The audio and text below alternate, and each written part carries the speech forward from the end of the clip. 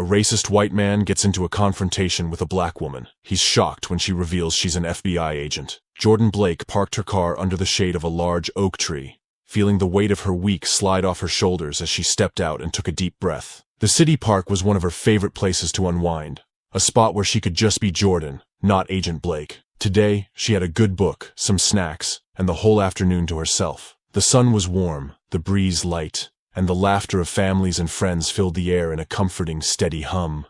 It was a good day to relax. She found the perfect bench by the lake, set slightly apart from the main paths, with a clear view of the water and a few friendly ducks drifting by. She settled in, pulling out her book and letting herself sink into the world on the page. She'd only made it a few pages in when a voice cut through the air, harsh and loud. "Hey! You there!" Jordan looked up, startled, to see a man standing in front of her. He had an air of arrogance around him. His face was already twisted into a scowl, and he had his arms crossed over his chest, staring her down. "Can I help you?" she asked, keeping her tone neutral. "Yeah, you can help me by moving," he snapped. "That's my bench." Jordan blinked, taken aback by his sudden hostility. "Excuse me? I didn't see any sign claiming this spot." The man rolled his eyes, his tone dripping with irritation. "I don't need a sign. I've been coming here for years. Everyone around here knows this is my spot." He gestured broadly, as if he owned not only the bench, but the entire lakeside view. Jordan let out a measured breath, trying to keep her voice calm. "Well, it's a public park, so there's plenty of space for everyone. I'm sure you can find another bench." The man's eyes narrowed, his face twisting further with contempt. "You don't get it, do you?" he sneered. "People like you don't just waltz in here and take over what isn't theirs." Jordan's spine straightened, a flash of anger flaring within her. She knew exactly what he meant, and he knew she did. "People like me?" she asked, her voice hardening. "Do you realize how ridiculous you sound?" He smirked, taking a step closer. "Not as ridiculous as someone like you thinking you belong here. Look around. You don't fit in." Jordan clenched her jaw, feeling the weight of his words press against her patience. She'd dealt with plenty of people who had this brand of arrogance, but she wasn't in the mood to let it slide today. "I don't need to fit in to sit on a bench," she said, her voice steady and unyielding. "If you have a problem with that, maybe you should find another spot." The man's face flushed, his hands balling into fists at his sides. He took another step closer, looming over her. "You think you can just talk to me like that?" he hissed. "I could make you move. In fact, maybe I should." Jordan didn't flinch, meeting his gaze head on. "Touch me, and you'll regret it." Her tone was low but firm, carrying a weight that gave him pause. For a second, his bravado wavered as he registered her calm warning. But instead of backing off, he doubled down, leaning in closer, his voice a harsh whisper. "You people don't know when to keep your mouths shut," he sneered. "Maybe it's time you learn." Jordan's patience snapped. She stood up, her face inches from his, her voice rising with controlled anger. "Back off! Now! I'm not moving and you don't get to tell me what to do!" Her raised voice drew the attention of nearby park-goers, who turned to watch the confrontation. The man looked around, realizing the eyes on him, and a flicker of embarrassment crossed his face. But instead of apologizing, he clenched his jaw, muttering under his breath. "Fine. Enjoy your little attitude," he spat, his tone dripping with disdain. "You'll learn soon enough. You better be gone soon or you'll regret it." With one last glare, he turned on his heel, storming off toward the parking lot. Jordan watched him go, her heart pounding as she took a steadying breath. She looked around and saw a few people still watching, but they quickly turned away when she met their eyes. Ignoring them, she sat back down, her muscles still tight with frustration. She glanced back toward the parking lot, half expecting to see him stomping back her way. For now, he was gone. But his words lingered, scratching at the calm she'd come here to find. She forced herself to focus on the lake, taking a deep breath to calm her racing mind. Today was supposed to be about peace, she reminded herself. She wasn't going to let some stranger ruin that for her. But as she picked up her book again, she couldn't shake the uneasy feeling that this wasn't the last she'd see of him. Jordan tried to settle back into her book, her gaze tracing the words on the page without really reading them. The man's sneering face and grating words kept intruding on her thoughts, each sentence she read dissolving into fragments as her irritation lingered.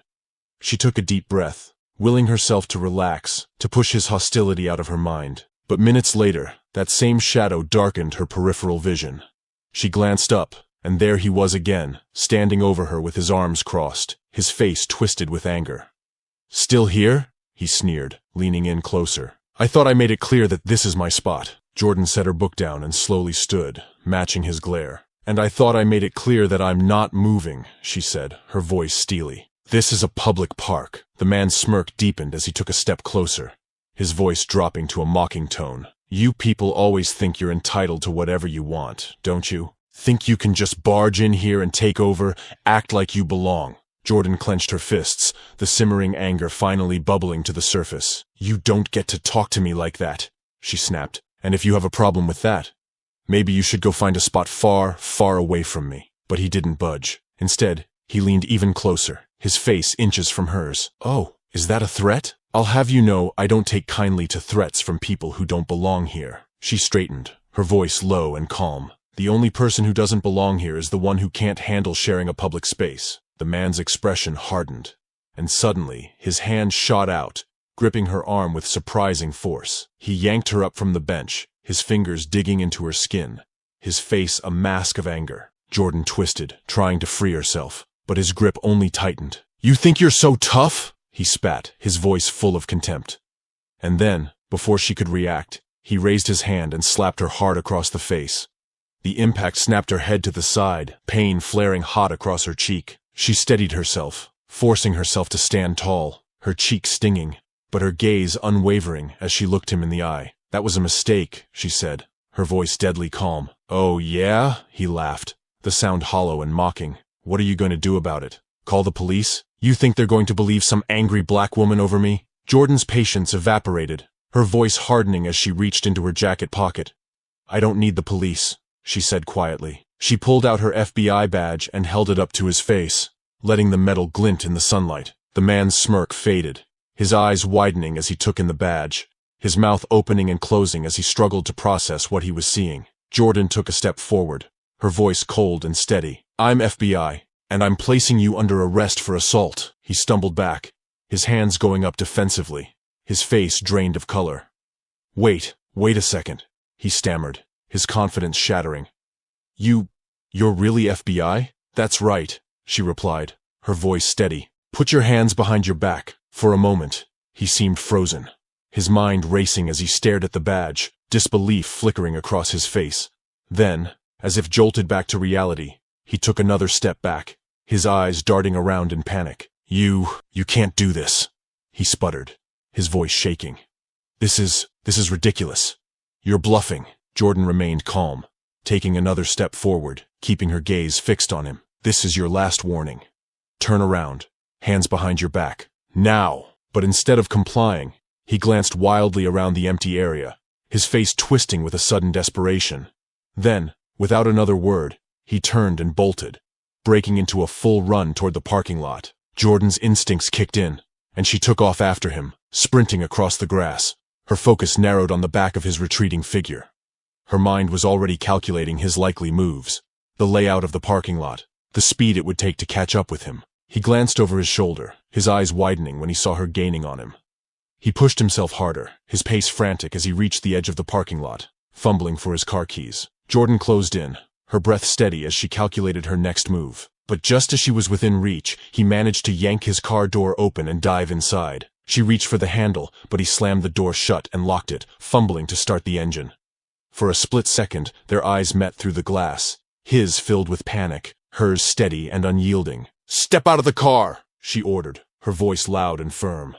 But he ignored her, his hands shaking as he finally managed to start the car. The engine roared to life, and with a screech of tires, he backed out of the space, narrowly missing another parked car as he sped out of the lot, leaving Jordan standing in a cloud of dust and exhaust. She watched him go, her hands on her hips as she took a steadying breath. She had his license plate number, his face burned into her memory. He'd run, but this wasn't over.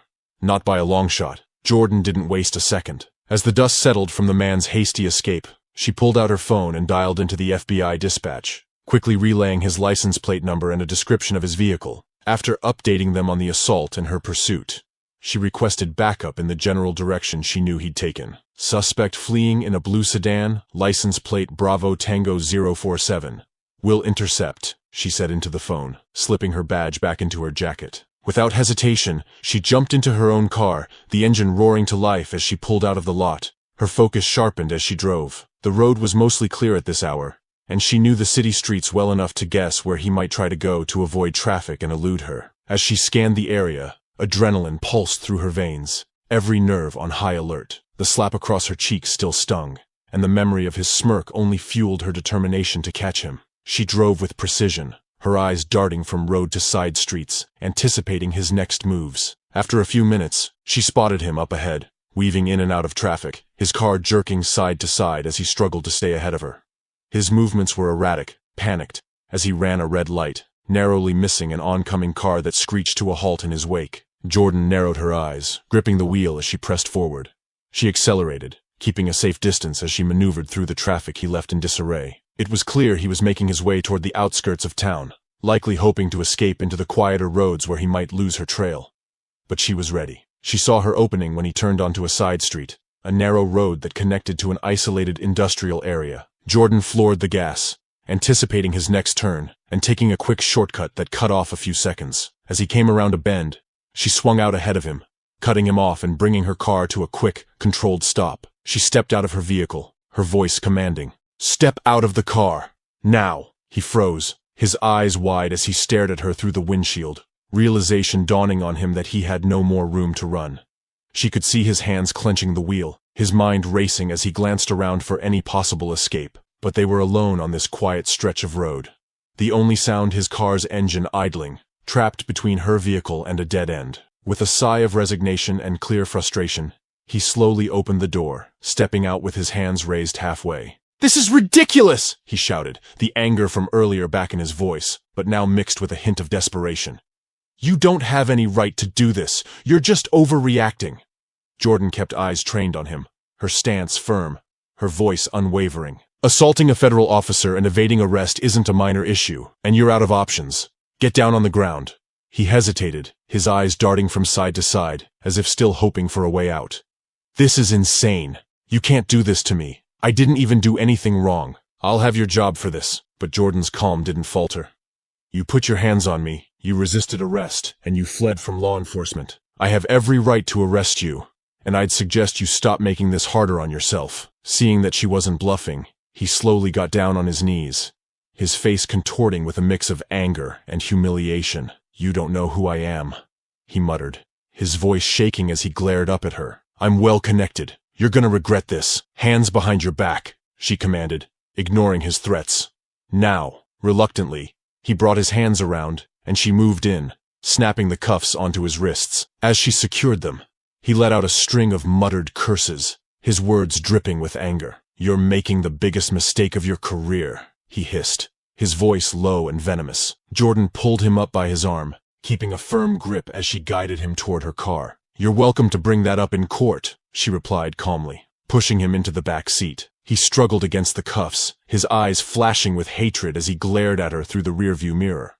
"This isn't over," he said, his voice shaky but defiant. "You're going to regret crossing me." But Jordan simply closed the door, locking it before getting into the driver's seat. She glanced at him in the mirror, her expression steady, unfazed by his threats. "The only thing I regret," she said, starting the engine, "is that I didn't arrest you sooner." As she pulled back onto the road, she radioed in, informing dispatch that the suspect was in custody.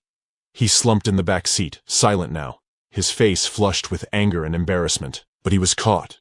His bravado faded, and he was left to contemplate the reality of his actions as they drove toward the nearest precinct. The drive was silent, save for the hum of the engine and his occasional muttered complaints. But Jordan didn't mind the quiet. It was a satisfying kind of silence, one that reminded her of why she did what she did. As they neared the station, she allowed herself a small, private smile. He'd run, he'd threatened, he'd lashed out.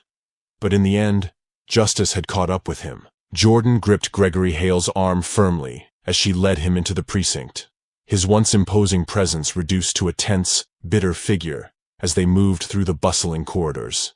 He looked around, his face tight and pale, taking in the unfamiliar surroundings with a mix of disbelief and disdain. For perhaps the first time in his life, Hale wasn't the one in control, and the realization seemed to unsettle him. The officers at the front desk looked up as Jordan brought Hale forward, a few of them exchanging curious glances. One officer, a tall man with a thick mustache, gave a low whistle as he took in Hale's defiant glare. Well, well, who do we have here?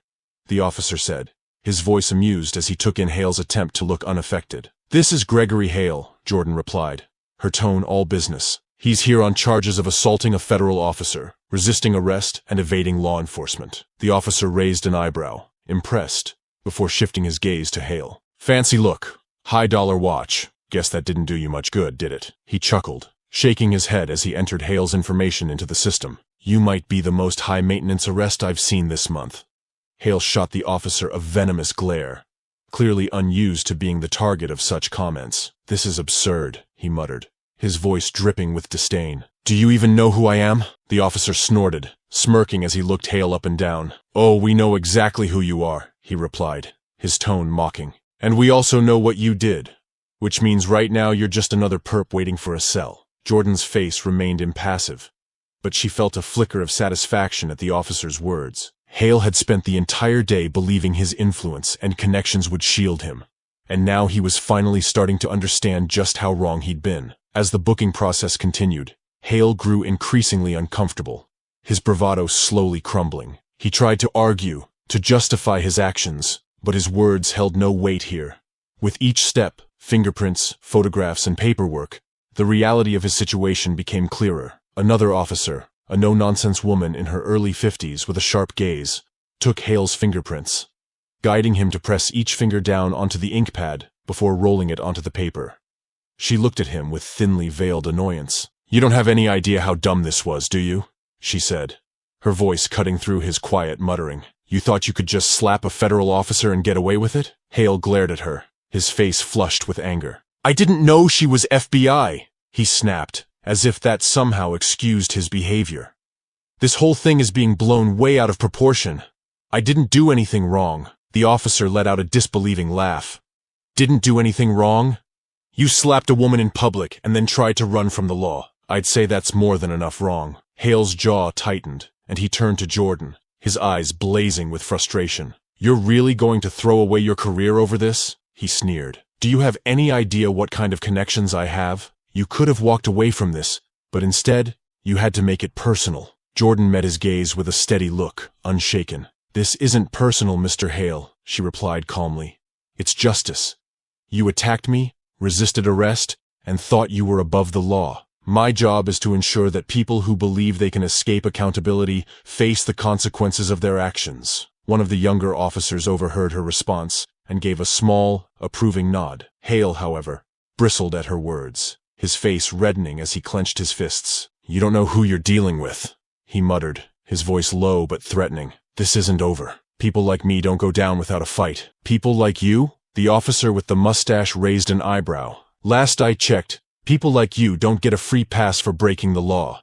Maybe that's news to you, but around here, everyone faces the music. Hale opened his mouth to retort, but before he could respond, the officer guided him toward the cell area, a satisfied look on his face. Now, let's get you settled in. Hale stiffened, clearly insulted at the idea of being treated like the rest. He looked around the precinct, trying to maintain a semblance of his former arrogance, but there was an edge of fear in his eyes now. As they reached the holding cell, Hale turned back to Jordan, his face tight with a mixture of anger and desperation. You're making the biggest mistake of your life, you know that?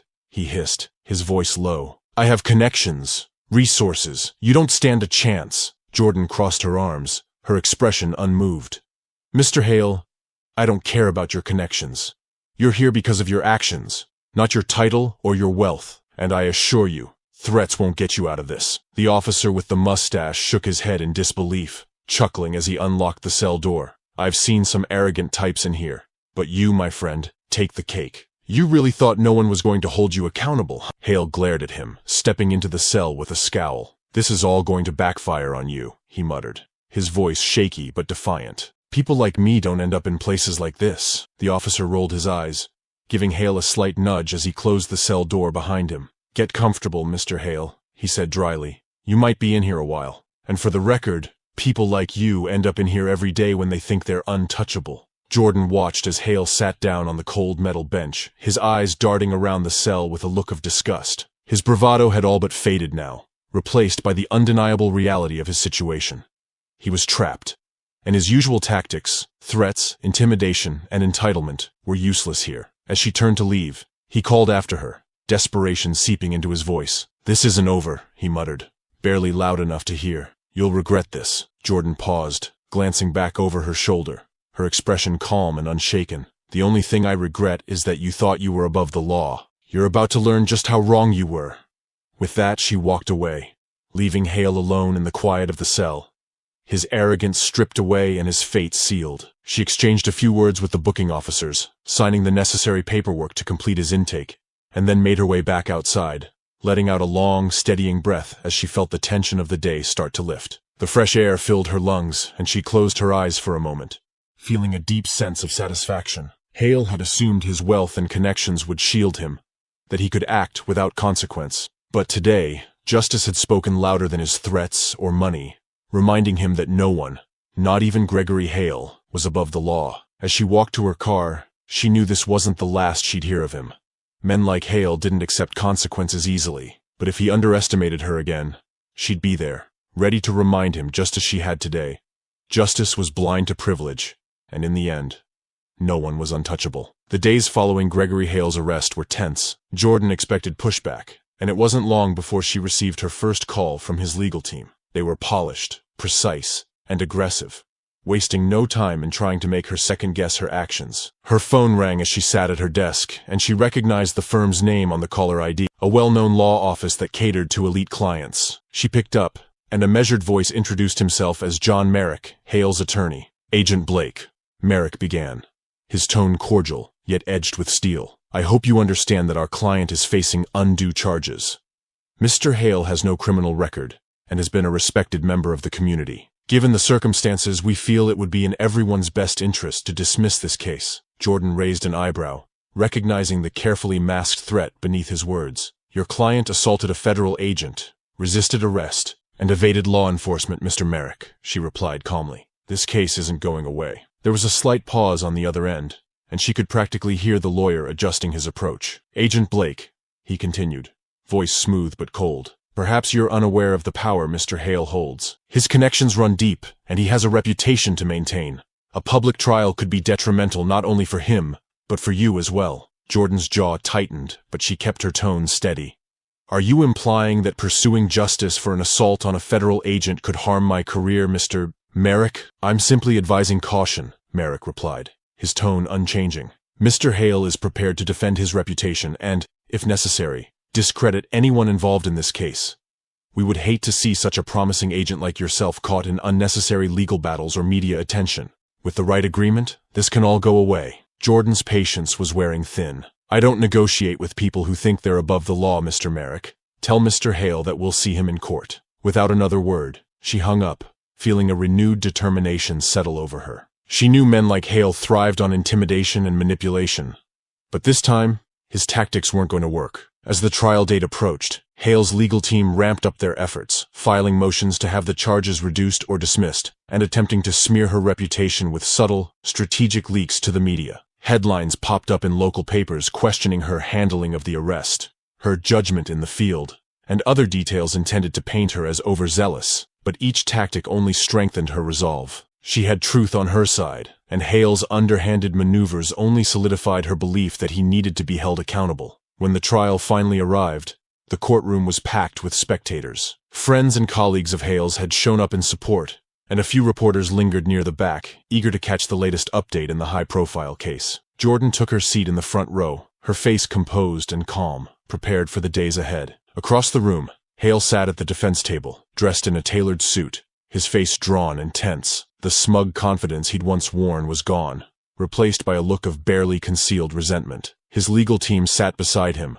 whispering last-minute advice, casting furtive glances around the room. The judge entered, and silence fell as the trial began. Opening statements started with the prosecutor, who outlined the case against Hale with a calm, clear voice. He described Hale's confrontational behavior at the park, the assault on a federal officer, the attempt to evade arrest, and his blatant disregard for accountability. The prosecutor emphasized Hale's sense of entitlement, his belief that his status could shield him from consequences. Then it was the defense's turn. Merrick rose, his expression cool and controlled as he addressed the jury, speaking in a smooth, almost patronizing tone. "Ladies and gentlemen, my client is a successful businessman, a respected member of the community. Yes, there was a confrontation, but this is a case of misunderstandings and emotions running high.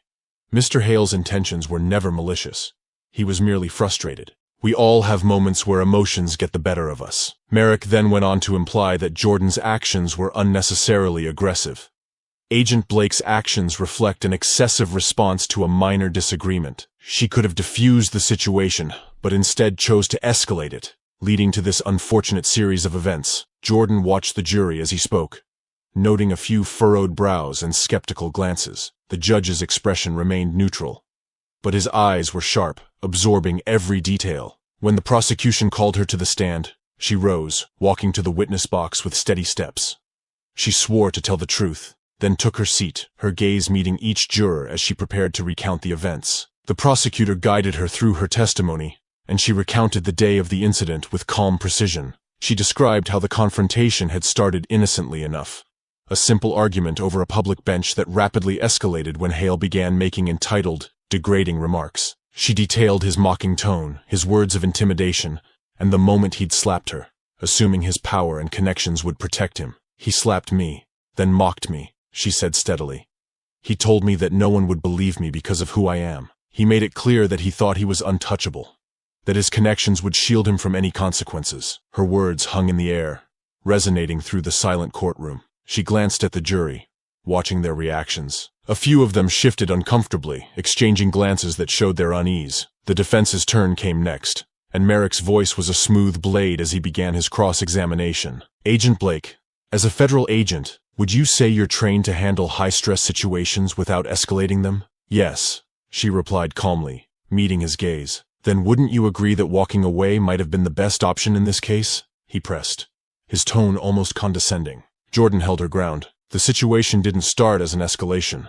I was simply enjoying the park. Mr. Hale was the one who approached me aggressively, and he continued to escalate even after I asked him to leave. Walking away wouldn't have changed his behavior. It would have enabled it. Merrick's jaw tightened slightly, but he maintained his polished demeanor. Would you say you could have called for local law enforcement backup rather than taking matters into your own hands? I attempted to reason with him, she answered firmly. When he assaulted me and then fled, it became my duty as a federal agent to pursue and arrest him. Merrick moved on, addressing the jury with an appeal to sympathy. Ladies and gentlemen, everyone makes mistakes. My client was frustrated, but this entire situation has been exaggerated beyond reason, and what should be a minor charge has turned into an overblown prosecution. But as he sat down, Jordan noted the shifting expressions of the jury. They had seen Hale's entitled demeanor and heard Jordan's unwavering testimony. The defense's attempt to paint him as a victim seemed to be falling flat. Hale took the stand next, and Jordan noted the nervous flicker in his eyes, the strain in his voice as he recounted the incident. He claimed he'd simply lost his temper, that he hadn't meant for things to go this far, and that the situation had been blown out of proportion. The prosecutor's cross-examination was swift and unforgiving. Mr. Hale, you told Agent Blake that no one would believe her because of who she was. Are you denying that statement? Hale squirmed, his jaw tight as he stammered. I didn't mean it like that. The prosecutor paused, his gaze cool. So, in your own words, how did you mean it? Hale's mouth opened, then closed, his face flushed as he struggled for an answer. The silence hung heavy, his previous bravado deflated under the weight of the prosecutor's question. Closing arguments came quickly. The prosecutor underscored the importance of accountability, emphasizing Hale's sense of entitlement and his attempts to evade responsibility. Merrick made one last appeal to sympathy, portraying Hale as a good man who made a mistake, but the jury's expression suggested they were unconvinced. After only a few hours of deliberation, the jury returned with their verdict: guilty on all counts. Gregory Hale sat motionless, his face pale as the judge read the verdict, his disbelief evident. When the court reconvened for sentencing, the judge addressed Hale directly. Mr. Hale, you assaulted a federal agent, evaded arrest, and displayed a blatant disregard for the law. Your actions reflect an arrogance that has no place in our society. You will face justice, just as anyone else would. The judge sentenced Hale to 3 years in state prison, with an additional 2 years of probation, 200 hours of community service, and mandatory anger management counseling. The sentence was met with murmurs from the gallery, while Hale sat, stunned, the reality of his fate settling heavily upon him. As the court adjourned, Jordan watched Hale being led from the room in handcuffs, his face twisted in frustration and shame. Justice had been served, and for the first time, he would face real consequences. Outside, she took a deep breath, the weight of the ordeal finally lifting. Gregory Hale's influence had met its limit, and she could move forward, knowing she'd done her job. A week after the trial, Jordan found herself at a quiet cafe, sipping her coffee and processing the whirlwind of events that had led to Gregory Hale's sentencing. The court case had been grueling, and the backlash from Hale's supporters and the media had been exhausting. But Hale's conviction and prison sentence were solid victories. Not just for her, but for everyone who had ever felt the sting of injustice. Her phone buzzed with notifications, each one a new article covering the case. Headlines highlighted Hale's downfall, his former status as a respected businessman turned convict. Some reports touched on the assault and the arrogance behind it, while others stirred up debates about race and power. Comment sections were rife with arguments, some saying that his mistake didn't warrant such a severe punishment, while others called his sentence long overdue. Jordan saw her own name mentioned frequently. Some called her a hero for standing up to Hale, while others accused her of making an example out of him. She even noticed a few subtle racial undertones, comments questioning her judgment, calling her too aggressive, or implying that her actions stemmed from a chip on her shoulder rather than a commitment to justice. The racism didn't surprise her. It was something she'd felt simmering from the moment Hale had approached her in the park. She knew that his entitlement wasn't just about wealth or status. It was also about the unspoken power he assumed he had over her because of her race. He had mocked her, calling her "you people," and insisted that no one would believe her because of who she was. That moment had confirmed to her that his aggression wasn't just personal.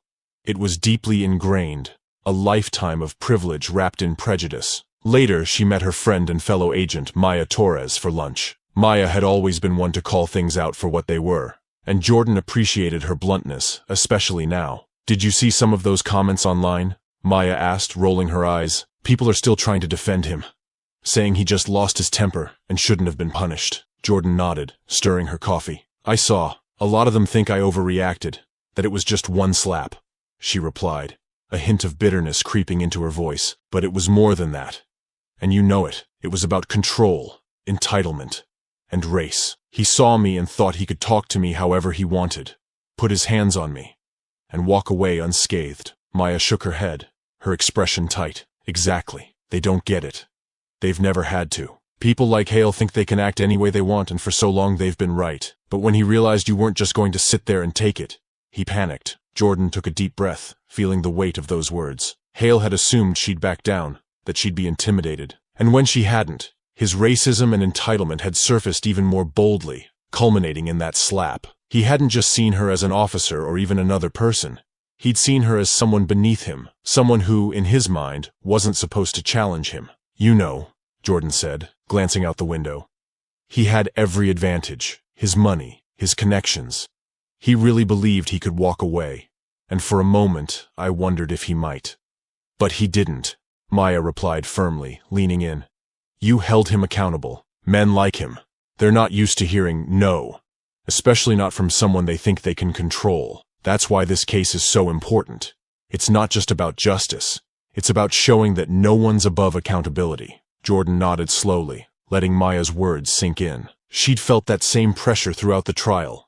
A subtle but constant reminder that she wasn't only standing up to one man's arrogance, she was confronting a system that had allowed him to believe he was untouchable. And for Hale, a black woman standing up to him and holding him accountable was perhaps the ultimate humiliation, a reality that clashed with his deeply ingrained beliefs. A few days later, Jordan returned to her office to find her inbox flooded with letters and emails. Some were supportive, congratulating her for her bravery, recognizing the importance of her role in Hale's conviction.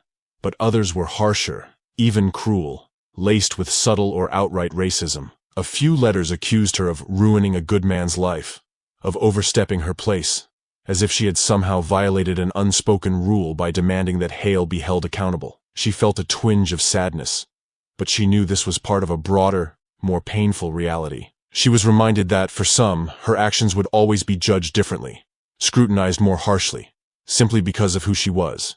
But she also felt a sense of pride.